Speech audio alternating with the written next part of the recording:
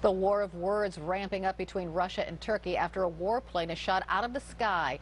And the Turkish president is not backing down off of his strong rhetoric. Minutes ago, he sat down for an exclusive interview with CNN.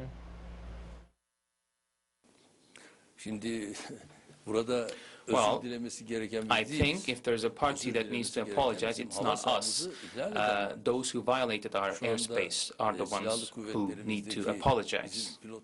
Our pilots in our armed forces, they simply fulfilled their duties, which consisted of responding to a violation of the rules of engagement. I think this is the essence.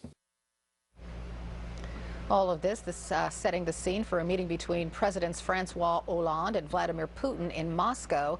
Joining me now to talk about this, Daveed Gartenstein-Ross. He's a senior fellow at the Foundation for Defense of Democracies. Welcome, Daveed. It's good.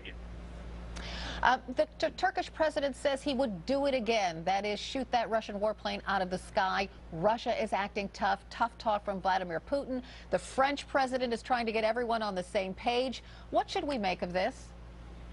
It's an extraordinarily messy situation, and both Russia and Turkey are known for basically provocations. On the Russian side, you can see what they've done in Ukraine, and they pretty routinely will basically test the patience, test the limits of what they can do around various aircraft and vessels within the region.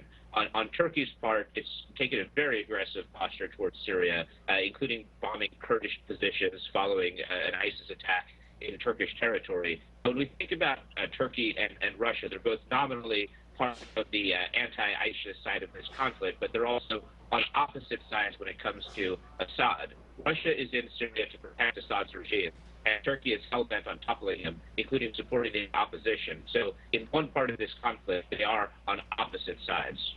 Okay, so it's a mess. So what are the odds that President Hollande convinces Putin to fight ISIS and not rebels protecting the Syrian president?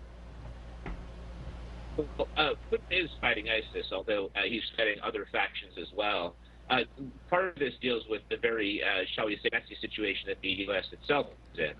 That one of the problems in Syria is that the extremist factions, particularly Al-Qaeda, are so deeply embedded in the opposition that it's very difficult to support an anti-Assad side of the conflict without getting in bed with some of those groups that we've been at war with for about 15 years. So I think when it comes to Hollande talking to Putin, he'll be successful in getting Putin to commit to fighting ISIS.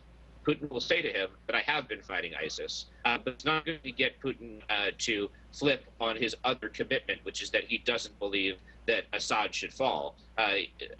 Hollande, on the other hand, has made clear that in going to war with ISIS, he also believes that it's unacceptable to have Assad remain in power. Daveed Gartenstein-Ross, thanks so much for joining me this morning.